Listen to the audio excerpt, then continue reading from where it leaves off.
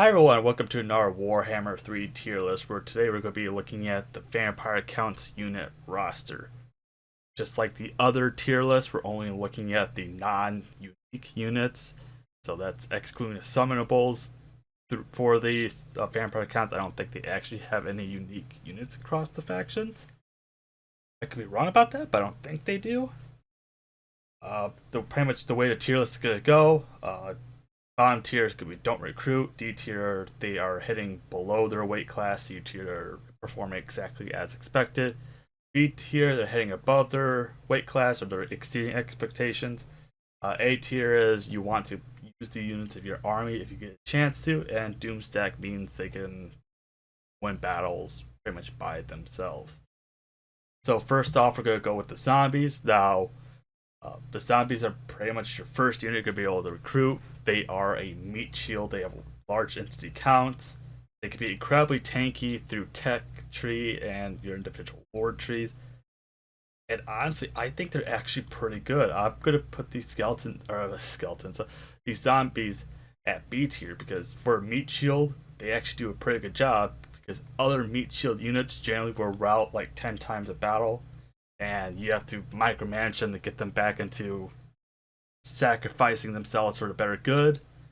Zombies would just sit there and fight until they all die or crumble to pieces, but if you have a lord nearby, you won't have that issue. That's kind of why I'm putting that B tier. They don't necessarily score a lot of kills, but they will fight to the bitter end. It's honestly obnoxious when vampire counts spam zombie armies because it just takes so long for them to kill. In the Regiment Renown variant, for that, you pretty much could get a entity increase count to 200 as well as just a lot better stats overall because it's rank 9. You do get a bonus of 20% physical resistance, which does stack with the tech and lord upgrades as well. So the Tithe zombies are extremely good. I'm going to put them at above them in B tier. They're still B tier. Let me please. There we go. Now, skeletons, on the other hand, these are the sword and shield variant. Honestly, this is kind of my hot take. B tier. They don't perform that well. You pretty much need them to have some supplement where not the It's Be Zombies or Crypt Horrors or a Lord. They don't do very good in combat. Empire Swordsman can kind of beat them fairly easily, which that tells you enough as it is. Zombie or skeleton spearmen, on the other hand, do exactly what they're supposed to. They're anti-large. They can honestly hold the line fairly well. But way better melee defense. Pretty much you want their anti-large because there's not a lot of options for them for the anti-large early game. They do exactly what they need to. As slightly worse attack stats in the skeletons. Anti-large is very nice to have. Now in the Konstein Guard, which are the skeleton regiment renown variant, Konstein Stalkers, sorry, pretty much what's getting you looking at a better stats. They do have poison attacks. Then that's pretty much it. Nothing else really special with them. Still the same shield. So honestly, the poison attacks are okay. In their regiment renowns, they get a little better stats. I think that's just enough to push them into C tier. Just enough. I'm gonna kind of take the instant recruitment kind of out of the equation because a lot of the vampire units you can instant recruit pretty much. Now ghouls on the other hand do a really good job. They do exactly what they need to, and they don't struggle. They are a damage dealing poison unit. And they do a pretty good job at that. Honestly, I kind of treat these guys at my front line for most battles. They do have Vanguard deployed naturally, and they can get a lot of good buffs with Lords and Tech and Heroes. The only problem is they don't have a shield, but they got that Vanguard deployed. They also have the Stalk. They just perform a lot better than the Skeletons do, just overall. A little less health. Weak against armor, but honestly, the amount of damage they do is not that. The Crypt Ghouls Regiment Renown variant. Uh, they they have frenzy. What I just noticed that like it has stock here, but this unit also has stock, so you know. So pretty much the Festers of the Dusk get frenzy, extremely good. I don't know if I would put them above B tier. They go kind of ballistic. Let's put them at B tier. I think they can definitely hit their weight above their weight class with that frenzy. Next is the Cairn Wraiths, who are the spooky ghost boys. They have the magical attacks with frostbite, so it's minus 30% speed, which really isn't a big deal. It just makes it easier to chase units down. Lots of AP, very, very high physical resistance at 55, which actually is a nerf. I believe Warhammer 1, I could be wrong, was like 80% physical resistance in a game that there was like only a couple units that actually had magical attacks. With that being said, they're not as tanky as they are in past games. I wouldn't necessarily run these guys as like your main body. They are good to have as like a special weapons unit. Unless you're going against like dwarves, I really wouldn't bring a lot of these, but they definitely do a really good job at the armor piercing department. Honestly, I would put them at A tier for that reason. It's always good to have a couple of these guys in your armies. It's not really at the end of the world if you don't bring them, but if you get the ability to access them, put 2 or 3 in your army. Same with the Graveguard, Sword and Shield variant. These are pretty much your premier infantry unit. They do have a bonus versus infantry, which is extremely nice. Really good shields, really good armor.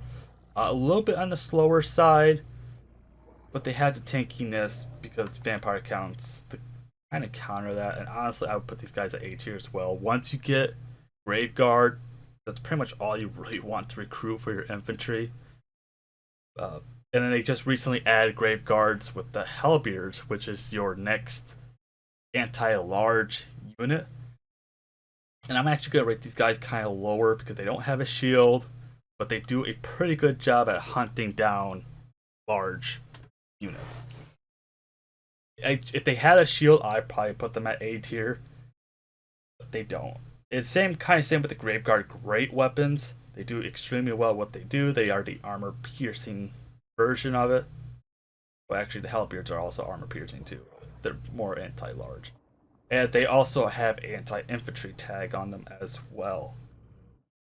Which the problem is they don't have a shield. They're not really good frontline unit because they are slow. If they were faster, they would kind of be busted. I know why they're so slow.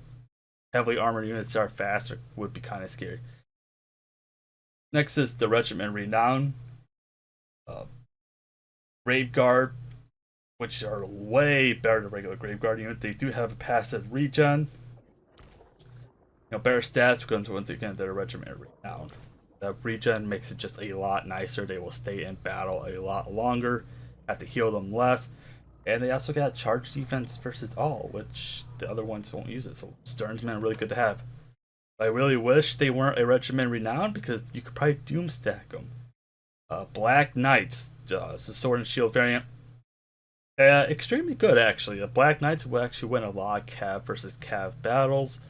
They are a little bit on the slower side, not by much, but they will get the job done. And Lances of Barding are the same thing, except the Lances of Barding just have a better charge, and they both actually have anti-infantry tags.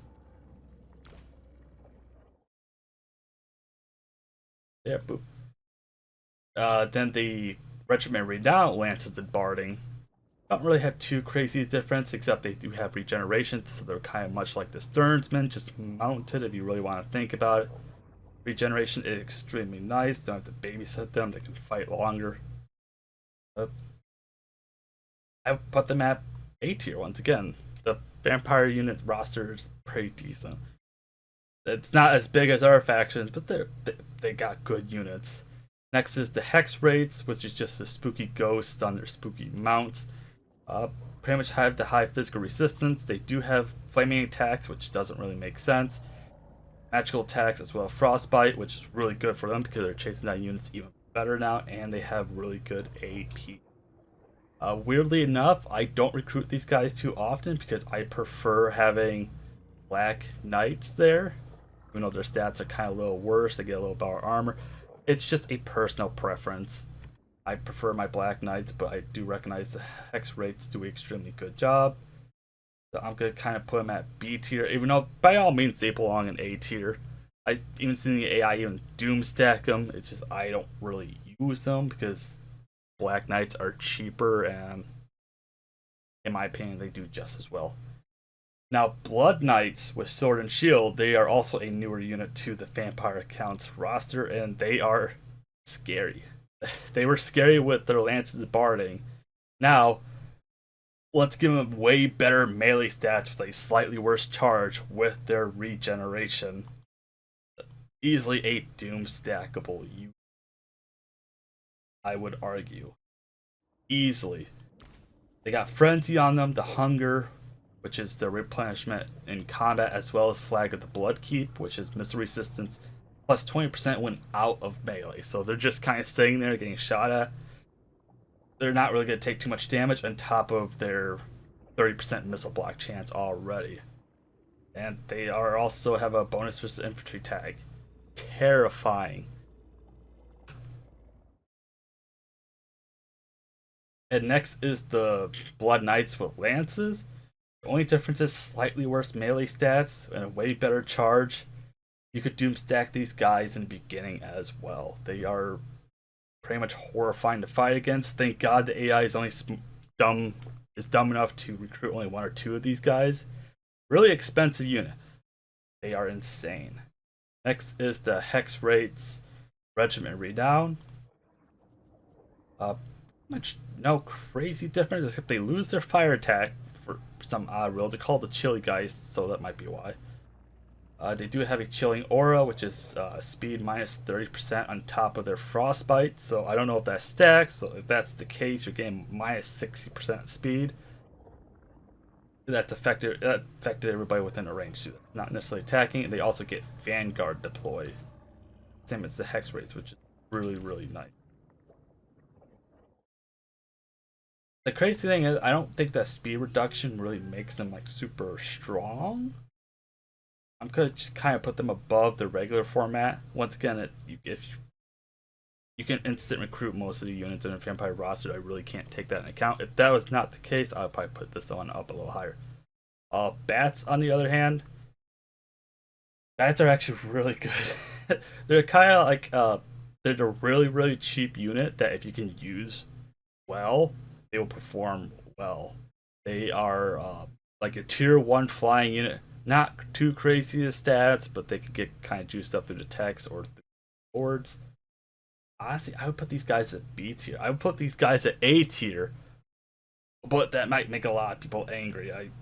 I would say though, if you're going to use bats, kind of use them in a swarm. Get 3 to 5 units. Usually their morale is kind of low, so if you send one out into an army by himself, he's probably going to crumble before he really gets there.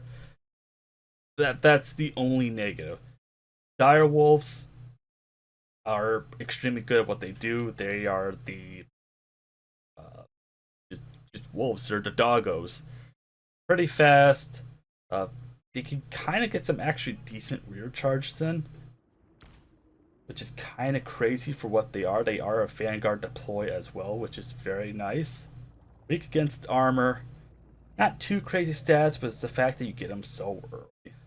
Like, you can pretty much run a campaign using bats, wolves, and like basic infantry units and be fine. You don't really need Black Knights to carry you if you use the bats and wolves and tanks are extremely good. Next is the Dire Wolves Regiment Renown, which is, I believe, the Dire Pack, and the only difference is they get bonus versus large, so they'll eat your horses even faster. Because the Dire Wolves weirdly perform actually decent against cat fights for some odd reason. They'll lose, but they'll inflict a lot of losses. Crypt Horrors are the first monstrous unit that you're gonna see as the vampire accounts. And honestly, you can doom stack these guys. These guys have regeneration, as well as a pretty good charge. The only difference is they are a little bit bigger, so they're gonna be kind of weak to range or weak to anti-large. But if you supplement like a corpse cart in there with them, or even like summon a zombie on top of them to kind of help them fight that are doom stackable. Which you might be saying, hey, if this unit needs our units to help, he's not really a doom stack, is he? Well, vampire counts cheat because they get summonables. If our units had summonables, I'm not counting that because they're not part of the initial roster. Kind of just look at their stats. They also have really good armor piercing. They do have the poison attack as well. And next is the Morn Ghouls, and honestly, I don't really use these guys. These guys specialize a little bit more in anti-infantry. They do get the hunger, which is the differences with hunger and regeneration is that they have to fight to regain their HP. They got frostbite, armor piercing, bonus versus infantry, and vanguard deploy. A little bit better stats, kinda, sorta, a little bit higher weapon strength. I just don't use these guys because I got Crypt Horrors. And Morn Ghouls takes a little more effort to get to. But just in my opinion, they're not even really a threat because they're kind of slower too and they're bigger.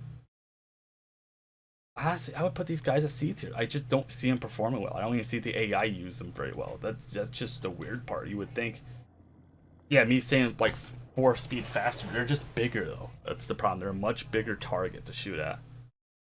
And I don't see them as a threat on the battlefield. The AI really doesn't use them often. Fargeists, sorry, are the flying big boys at the bats.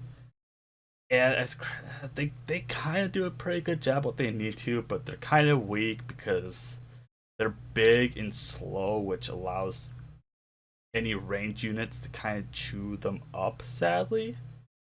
Once they get to combat, they're not too bad. They do got really good armor piercing. They got frenzy and the hunger.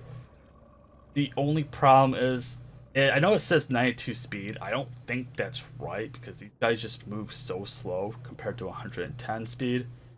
They're just big. Once they get into combat, they're kind of stuck in combat because they're kind of sluggish like the Empire Knights. They do an okay job. The Regiment Renown variant is just a little better, not too crazy. I mean, they do get Vanguard deploy and they cause terror. That's pretty much it. Which the causing terrors, nah. But the Vanguard deploy actually isn't bad for a slow moving unit. So honestly, I'm gonna kind of put these guys at B. Now the Fargoof, I hate this guy. Not because he's good, because how bad he is. He is a single monster entity that has pretty good armor piercing actually. I want to look at his stats here. He does get the hunger, so he replenishes the comment. Really decent stats overall. Poor leadership, which Vampire counts had poor leadership. You really want somebody there to kind of buff him. He does cause terror. It's just that he is such a big unit. He's not particularly fast. He kind of gets chewed up in combat pretty easily. I don't see this guy really winning any fights on his own. Not worth recruiting. Recruit a Crypt Horror over him. Don't recruit him. Terrorgeists, pretty much want them in your army. I would kind of push. They might be doom stackable. Let's put these guys in really front. I think these guys could almost be doom stackable, except they're really big and they're kind of a slow flyer. They do have they're basically an undead dragon. They do have a dragon's breath essentially. They do have regeneration, which is really nice. Cause terror as well, and they're anti-large or poison attacks and good AP.